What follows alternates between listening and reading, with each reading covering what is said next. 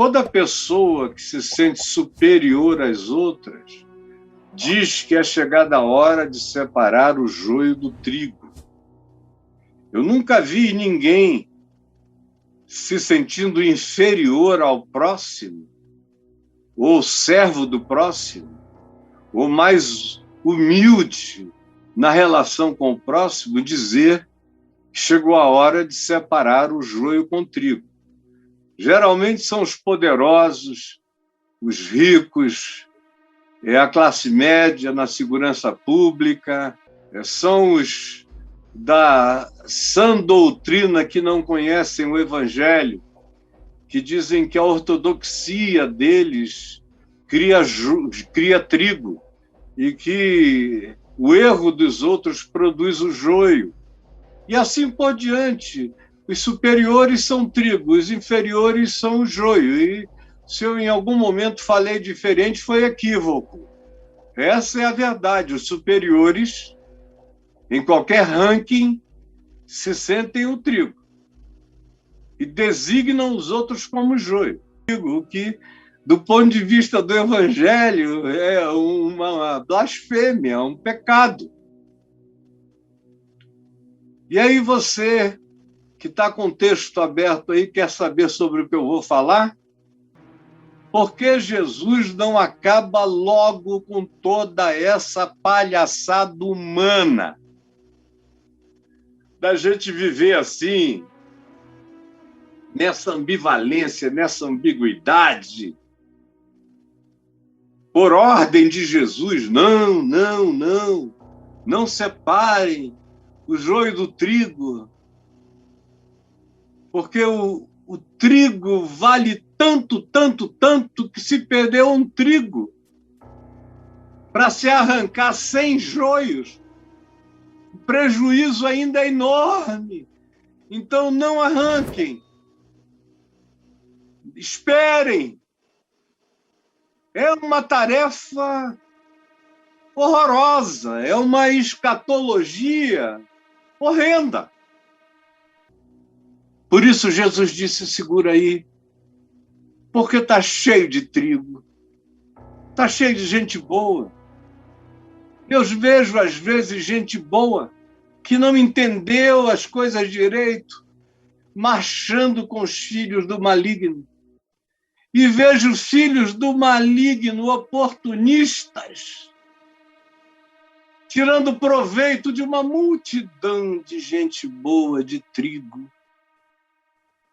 É porque o amor de Jesus pelo trigo e o amor de Jesus pela possibilidade de que algum joio. Por isso Jesus diz, não, gente boa não tem preço, gente santa não tem preço, gente misericordiosa não tem preço, gente generosa, gente inteligente que quer dedicar a inteligência ao bem, à melhoria da sociedade, da vida, da ciência, do próximo. Essa gente não tem preço.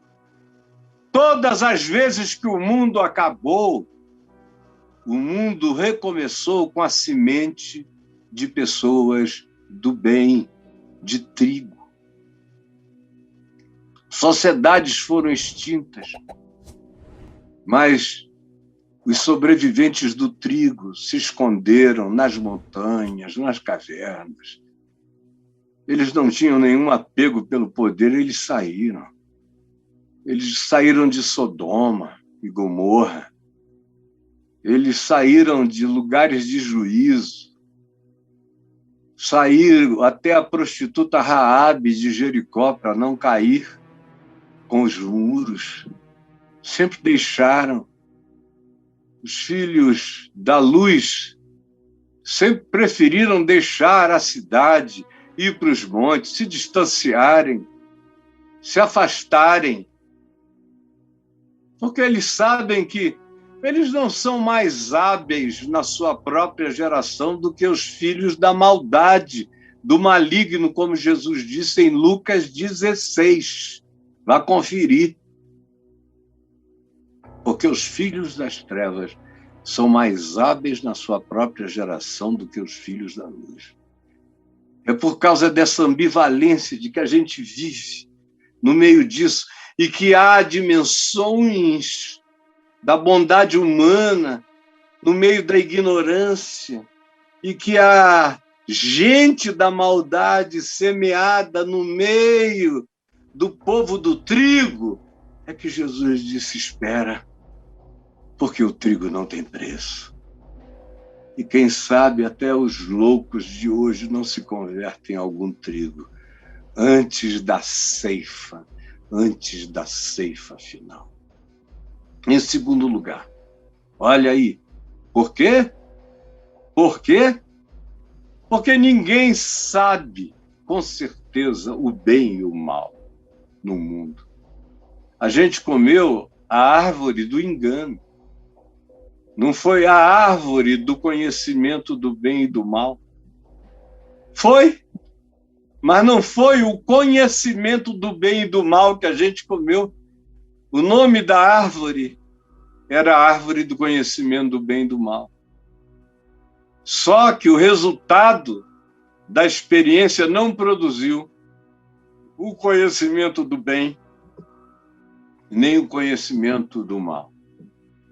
Produziu algum conhecimento do bem e um profundo conhecimento do mal. Produziu alguma percepção através da luz do amor e da justiça e da realidade. Mas, ao mesmo tempo, produziu todos os ardis das legislações criadas como tecnicalidade para manobrar a justiça e a verdade. O que se instalou em nós não foi o conhecimento do bem absoluto, nem do mal absoluto. O melhor de nós tem um relativo conhecimento do bem e um relativo conhecimento do mal. Agora, existe gente tão ruim entre nós que perdeu toda e qualquer capacidade de discernir o que seja bem, amor e compaixão. E conhece com os olhos do diabo a treva da malignidade e da perversidade. Por isso é que Jesus diz: espera, porque ninguém sabe com absoluta certeza uma coisa nem outra. Por isso Jesus disse: não é tarefa para vocês. Por quê? Terceiro lugar, anote, preste atenção, porque só dá para discerni-los com o passar da vida. Não dá para a gente saber assim, ó. A pressa contrata joio do lugar do trigo com uma facilidade enorme. A pressa faz a gente casar com o joio ao invés de ser com o trigo. A pressa faz a gente expulsar o trigo sem prestar atenção e ver que o trigo não é perfeito, mas no fim ele dá pão, ele traz vida, ele ajuda. Ou então tem gente que bota o joio para dentro e o coroa de glória. Tudo isso que é feito com pressa. Igrejas que escolhem pastores da noite para o dia geralmente se ferram. Ou quando a gente vê pessoas elegendo gente que elas não conhecem só porque mandaram, ou porque na ignorância aceitaram o que o pastor falou, e estão aí sendo cúmplices, muitas vezes, de maldade, elegendo pastor ruim, político ruim. Todas as vezes que a gente não dá à vida a chance de exercer sabedoria, Todas as vezes que a gente não deixa o tempo passar e não tem o carinho conosco mesmos e com os outros de observar responsavelmente a quem quer que se observe, para depois, sem julgar, dizer pode vir ou não, muito obrigado. Não precisa julgar, não precisa contar uma história para ninguém, basta dizer muito obrigado. Eu não estou podendo agora. Só dá para discernir. E olha, não é para discernir para julgar, não é para discernir para passar um veredito público, não é para discernir, a menos que os frutos sejam frutos de maçã de Sodoma. Vocês sabem o que é maçã de Sodoma? É um fruto que dá numa árvore que cresce em volta do mar morto. E como ela absorve todos aqueles minerais, enxofre e uma quantidade enorme de minerais de mau cheiro, e recebe e é adaptada para viver no meio do sal, ali às margens, bebendo sal com aquela quantidade de químicas mal cheirosas. Quando você pega a fruta, é bonita, é assim, grande, vermelha. Lá em Sodoma, no Mar Morto, perto de Qumran, ou já lá embaixo, perto de Eilat, tem bastante também. Você pega e você abre. Quando você abre, é um pum de nefilim na tua cara, entendeu? Sabe aquele pum do inferno? Sabe, o nome é semente de Sodoma. É um cheiro indescritível, minha gente, é horroroso. Ou o cara está dando fruto de semente de Sodoma, ou, como Jesus disse, você vai ver e só tem espinho, não dá nem para tocar, ou então tem árvores de natureza mais sutil, assim como tem lobos vestidos de ovelha.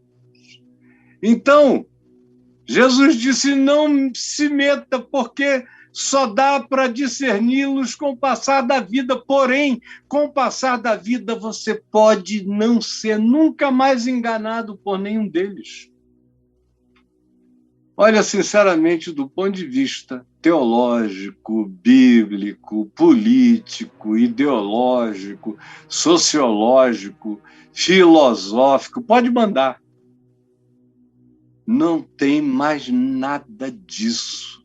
Depois que Jesus virou a minha chave hermenêutica da Escritura, de qualquer doutrina, de qualquer ciência e da vida toda, se não passar pelo crivo de Jesus, não entra. E se não passar pelo crivo de Jesus, eu não sou enganado, porque eu não deixo entrar em mim. Por quê?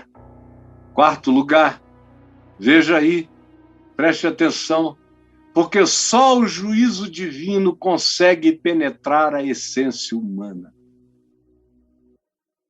Não tem nenhum de nós, por mais sensível, penetrante, sábio, que tenha o dom de toda a ciência, de toda a sabedoria, de todo o conhecimento, de toda a profecia, nenhum de nós consegue penetrar os escaninhos mais profundos da essência humana. Como dizem os versos de 39 em diante, aqui, ó. O inimigo que semeou o joio é o diabo. A ceifa, o juízo é a consumação dos séculos, do aeon, do tempo.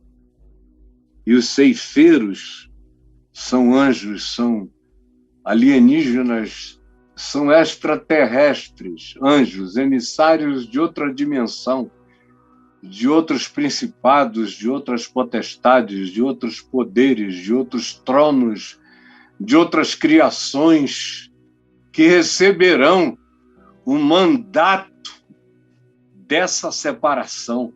São criaturas elevadas recebendo de Deus a prerrogativa de fazer a separação entre os humanos, com capacitações divinas de discernimento.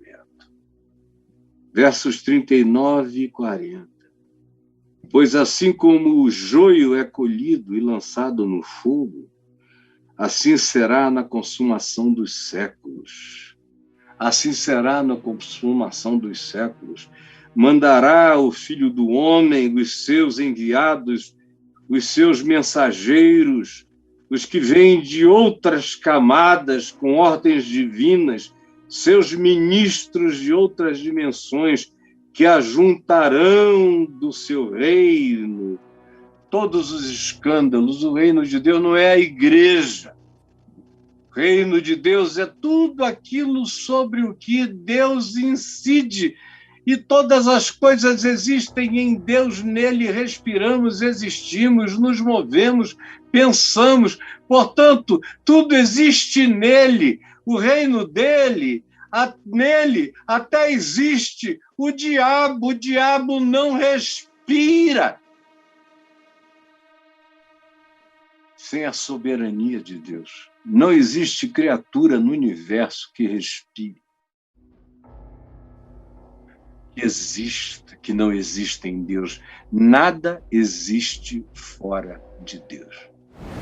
Nem o diabo, nem o céu, nem o inferno, nem coisa alguma. Nada.